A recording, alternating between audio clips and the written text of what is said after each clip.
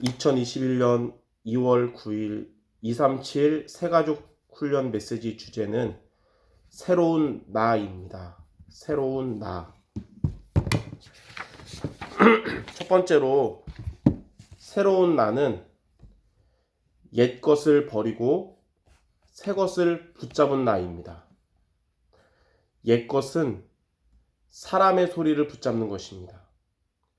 전도서 7장 21절에 사람들이 하는 모든 말을 내 마음에 두지 말라 그랬어요. 사람의 소리는 사단이 인간을 무너뜨리는 12가지 문제로 각인뿔이 체질된 것이기 때문에 사람의 소리를 붙잡으면 상처를 받게 되고 또 상처를 주게 됩니다. 그러므로 우리는 옛 것을 버리고 새 것을 붙잡아야 하는데, 새 것이 뭐냐면 하나님의 소리를 붙잡는 것입니다. 하나님의 소리는 십자가에서 끝내시고 항상 함께 하시는 그리스도의 말씀입니다. 로마서 10장 17절에 믿음은 들음에서 나고 들음은 그리스도의 말씀으로 말미암다고 했어요. 그러므로 새로운 나는 사람을 따라가지 않고 말씀을 따라가는 내가 되는 것입니다. 두 번째로 새로운 나로 살려면 어떻게 해야 될까요? 사람을 따라가지 않고 말씀을 따라가는 내가 되려면 어떻게 되냐면 정시기도와 24시 기도를 해야 됩니다. 정시기도는 평상시에 하나님의 소리를 붙잡는 기도입니다. 사람의 소리를 붙잡으면 힘이 빠지고 상처를 받지만 하나님의 소리를 붙잡으면 힘을 얻고 마음과 생각이 살아납니다. 히브리서 4장 12절에 하나님의 말씀은 우리의 혼과 영과 관절과 골수를 살린다고 했습니다.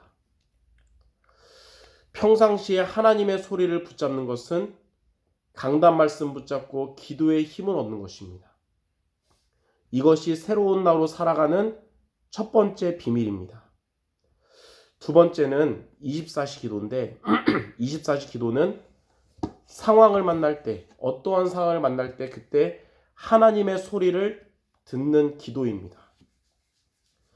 상황을 만날 때 사람의 소리를 들으면 인본주의를 쓰게 돼서 잘못된 길을 가게 되지만, 상황을 만날 때 하나님의 소리를 들으면 성령의 인도를 받아서 올바른 길을 가게 됩니다.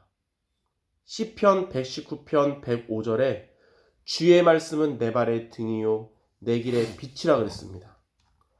상황을 만날 때 하나님의 소리를 듣는다는 것은 말씀의 인도를 받는 것이에요.